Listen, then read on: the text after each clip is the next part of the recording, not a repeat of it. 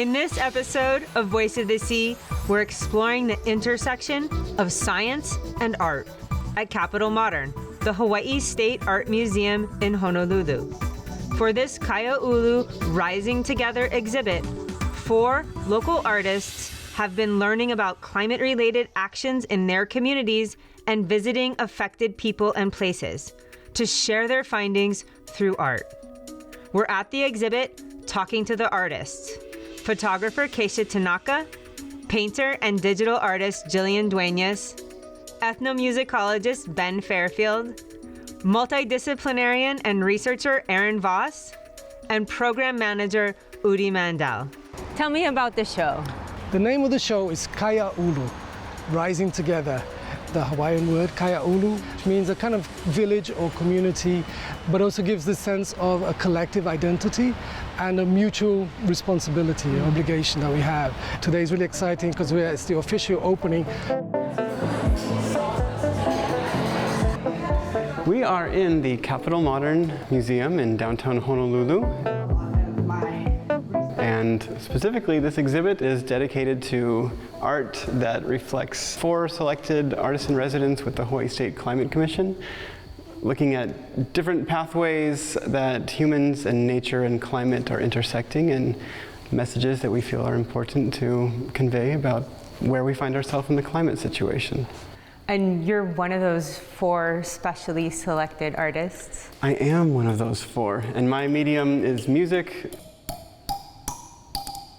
but also the musical instruments. And so I'm trying to look at trash and repurposing materials that enter our lives in our everyday usage, and how these items that we interact with daily and discard without thought can actually have voice and purpose and new utility that we might often overlook.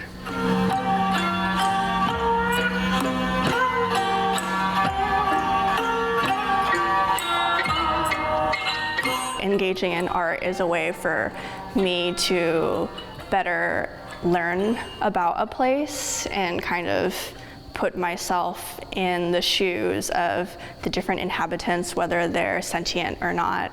I studied landscape architecture, and when I was in school, I really got to explore a lot of kind of like digital practices and blend kind of more tactile work with some of the like digital modeling programs that I was learning in school. And so that's kind of what I use to create these different pieces. I wouldn't say I have a specific medium that I like to do. I like to do a little bit of watercolor and a little bit of acrylic. And most recently, I've just been doing a lot of kind of like digital collaging with the work, which is kind of how I created the pieces for this particular exhibition. I used a 3D modeling program called Rhino and a lot of the other kind of like Adobe Creative Suite programs to visualize the world that I wanted to represent, and manipulated a lot of data that I downloaded from, using GIS data, and it's like part cartography and part my own interpretation of research that I found reading textbooks about the geology of Hawaii, learning about the aquifers and the dikes, and kind of like combining that on the computer. And then for the background, I was really interested in using the medium of these spaces that I was representing. So I collected water from the Mauna Loa area and used that with acrylic paints to create the kind of like base for these pieces, and then combined them in Photoshop. And the technique was inspired very heavily by a lot of really great local artists.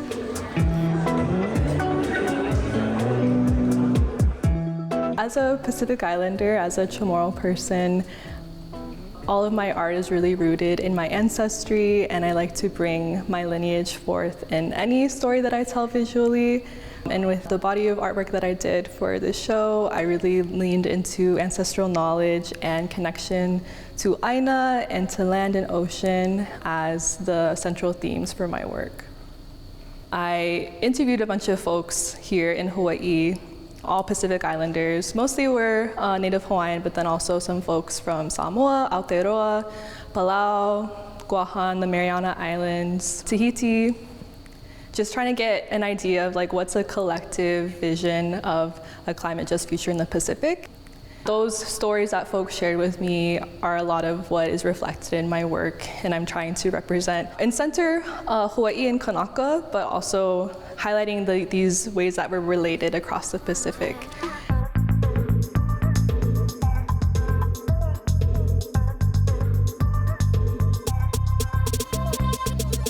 I'm a photographer. I kind of started when I was younger, and I've always been interested in the visual storytelling. It actually started when my Oma passed away, and we realized that we didn't have a lot of pictures of her just doing her everyday things like cooking for us and my papa playing music with her, and I just realized that I wanted to have more pictures of my ohana and my family, and so that's kind of what took me on this journey of capturing moments. That's just kind of what I dedicated myself to, is photography and documenting moments between ohana and lahui members. I definitely try to capture those like smaller moments, like kupuna teaching their opio how to plant kalo, or like teaching them how to play a song. Like those are the moments I really want to show, and I think people don't recognize those moments all the time, and so I feel like by maybe romanticizing it or maybe putting it on in a gallery, like people can see like these small moments mean so much, and then they also like add so much to lahui and ohana, and you need that foundation to be pa'a before you can also help the community. So yeah, that's what I hope to invoke. I hope people look at my art and then they realize that those smaller intimate moments are just make up who they are.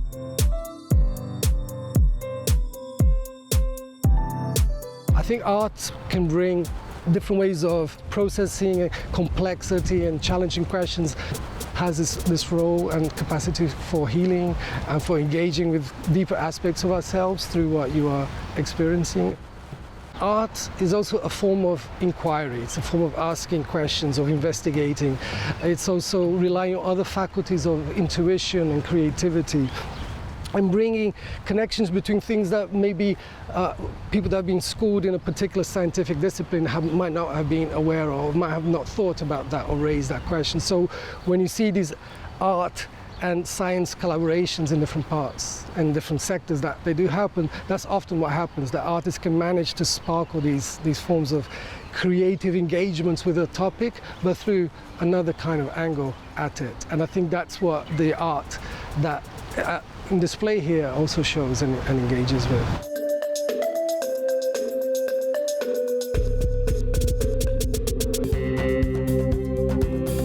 The University of Hawaii's Sea Grant College program focused on Hawaii's coasts and its communities through sustainable development, safe seafood supply, sustainable coastal tourism, hazard resilience, and healthy coastal ecosystems.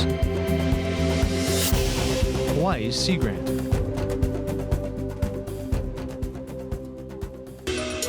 You're watching Voice of the Sea. We're at Capitol Modern in Honolulu, talking to the Kaiāulu artist and the exhibit organizer. This is the first time I've really kind of dabbled in double exposure photography, and I was thinking of just different layers of things and kauna and just double meanings behind things. I wanted to show the person, the actual Kanaka who's doing the hana, so the huli kalima ilalo, the turning the hands down and doing the work, but I also wanted to show the type of hana that they do and the hana pono that they offer. So for example, Kavika is an amazing advocate. He's actually the person that got me into Aina work, and then I wanted to layer it with his kupuna's signatures on the ku'e petition. So overlaying for him is his grandfather's signature, and I wanted to show that he's following his kupuna's footsteps as well. And similar with me, yeah, just all of these are where you have the person and then you have the kupuna as well. And then what are they printed on? They are, yes, our favorite part. They're actually printed on a paper made of hau, the tree hau. I wanted to show a canvas that was made in Hawaii and made sustainably. It will eventually biodegrade and go back to Aina. Each person that I took pictures of has a different role in Lahui. I have a photographer, I have a farmer, I have a musician, and then I have a political, like a advocate, you know, somebody in legislative. So you need all of those people to make a Hawaii that's thriving and resilient, and I hope that people can see the different talents that they have and learn how to steward those talents and then offer it to their communities. First light, yellow sky.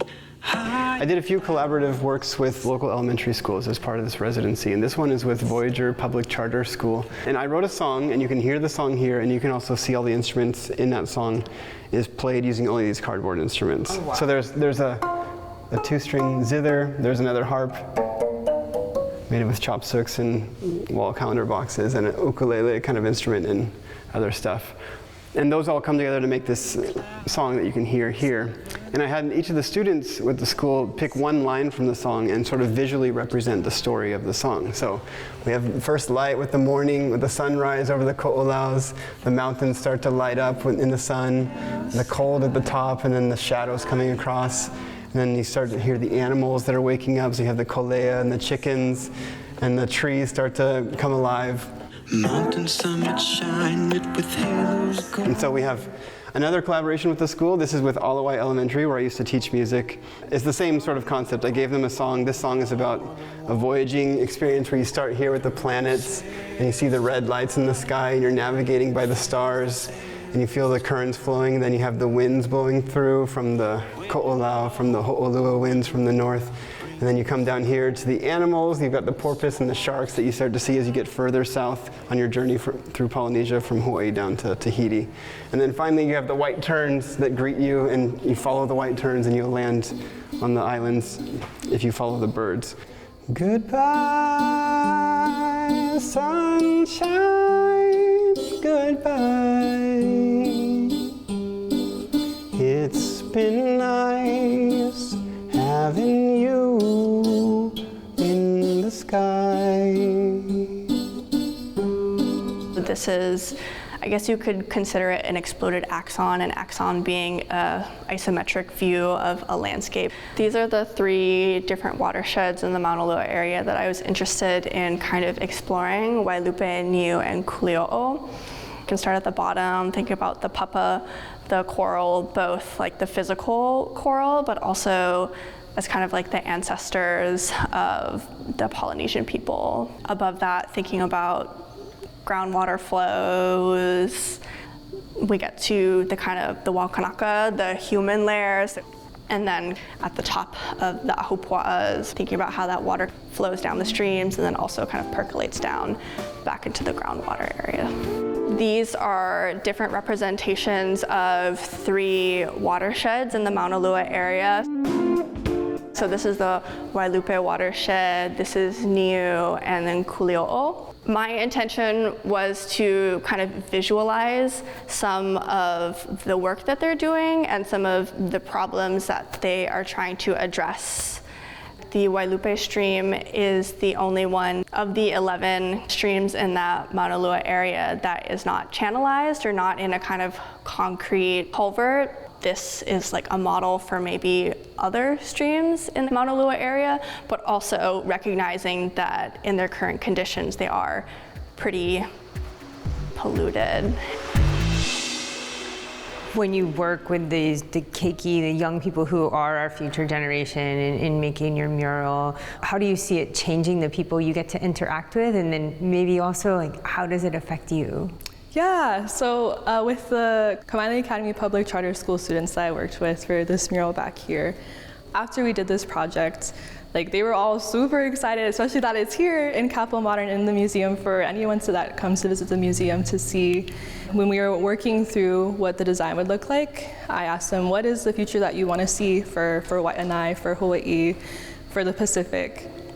And they all talked about their culture and these different cultural practices that they want to bring forth into the future and that they want to sustain and steward. I think it's really important for folks in the community to know, like, this is what the young people think is important, and this is what they want to center and carry forward. Seeing their hope and seeing their enthusiasm and seeing their desire to tell their stories, that was really inspiring for me and was really transformative for me too. And it's something that I'll carry forward in any art piece that I do in the future.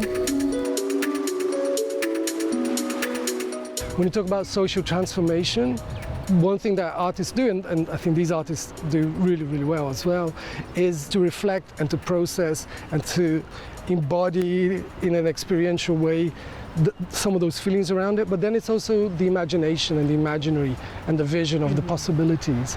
Like, how could this be otherwise? Yes. I think art in general, across the media, is a very powerful tool for doing that, kind of reimagining the possibilities of the world, of other ways of being in this world, in a much more harmonious way with each other, but also with our environment, with Aina, with the climate.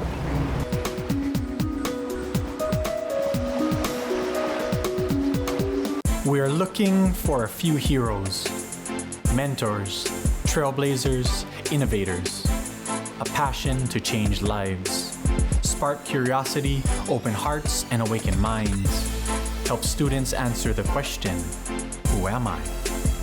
This could be your calling, but this is no job. It's the journey of a lifetime. Be a hero. Be a teacher. You're watching Voice of the Sea. We're at the Kaiāulu exhibit, talking about art, but really, we're talking about actions that improve our lives, with artists selected by the Hawaiʻi State Climate Commission. I think the function of arts is to get people to look at everyday objects in a different lens, a different sort of creative focus on things. This tin was soil in West Africa. It was pulled out of the ground through strip mining, so probably dynamite is just blowing the soil up into the air so they can get to the bauxite alum down below. And then that, of course, is smelted down, compressed, it's burned and melted and then flattened into sheets and shipped across the Atlantic to the US, where it's turned into cans and filled with beans, whatever, sealed up, and then trucked across the US to these ports, Matson ports in Seattle and Los Angeles. And then it's shipped across the Pacific to us and then shipped over to the market where we buy it and we take the can and it's instantly worthless. It's had this whole journey of bringing all this sustenance to us, and then we don't even acknowledge the can, we don't value it, we can't recycle it here, and so it gets thrown away. And you take the content, and there's no interaction with that can. It's just this empty vessel that's providing this service that we don't acknowledge. And of course, it's not away at that point. It goes out to H-power, it's burned where it becomes air if it's incinerated, or it might become ash that leaches down into groundwater, then out into Electric Beach, and then the fish consume it. We consume the fish. Like, these things never go away, right? When we say throw it away, there's no away. The really sad reality of it, but the idea of a circularity, it puts a stop to that process right here before it gets discarded. This is the pit. When you build something and it finally works and you're interacting with the object and it's making music and it's making music with you, it becomes an interactive participatory experience that before it was just worthless trash that you hardly even thought about. By having music be a part of the conversation, it adds an element of humanity, of emotional connection to these issues. These things have much to teach us. Like, they're making music with us, but also they can get us to reflect more on our own interpersonal relationships and our futures together, because as the title of the exhibit is, right, we are rising together. That includes everyone, even the things that we would rather accept are worthless, right? And so that's the deeper moral underlyings of playing with trash. World, good night. We'll see you in the morning light. When people are here experiencing the exhibit, can you talk to me about the feelings or experiences you would hope for them to have as they view your art? I would hope that it would inspire them to, one, get involved with some conservation organizations, potentially Malama Mauna Lua, going out to some of their limu cleanup work days. but also just to inspire them to think differently about the places that they inhabit or visit every day and question their role in that space and how they can contribute to its continuing stewardship. I feel very strongly that art and creativity is scholarly work and is a way to make an argument and to share knowledge and to transmit knowledge. Everyone should be doing art or be creative in some way because it's such a human thing to do and it's such a way to move people that maybe words can't do. It's something that transcends age. It's something that transcends different identities that we have. It's something that we can all connect to. Even if you see my art that's really rooted in my culture and these different cultural motifs, even if you don't understand them or know where they're from, there's still something in art that you can connect to and get something out of.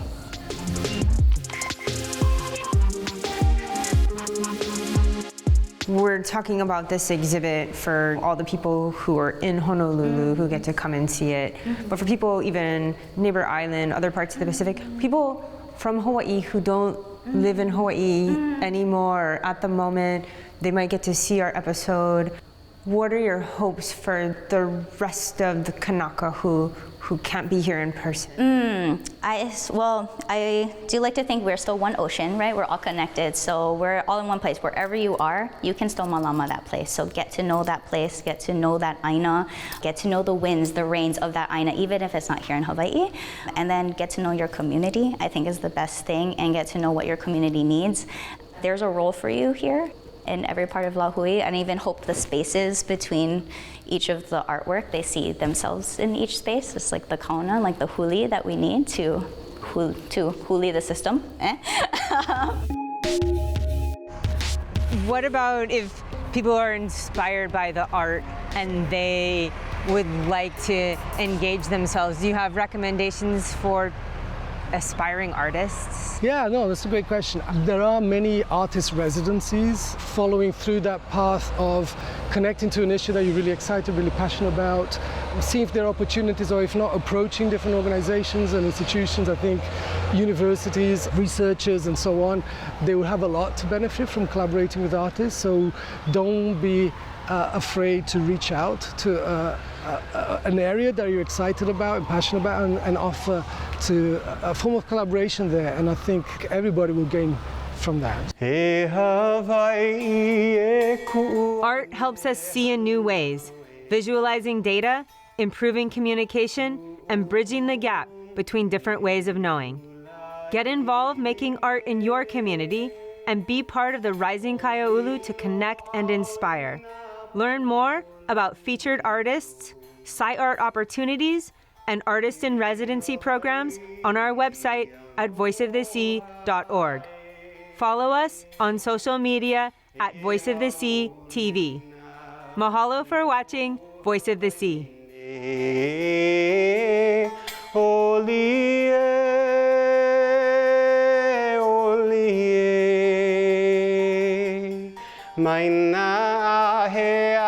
Makani pa maine mo ke aloha no Hawaii mo ke aloha no Hawaii.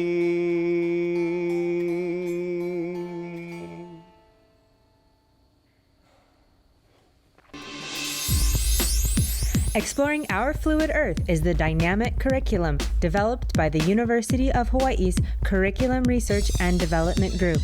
The award-winning Fluid Earth and Living Ocean textbooks are now interactive and online. New activities, updated content, and a teacher community. Exploring Our Fluid Earth is now freely available. Find out more at exploringourfluidearth.org.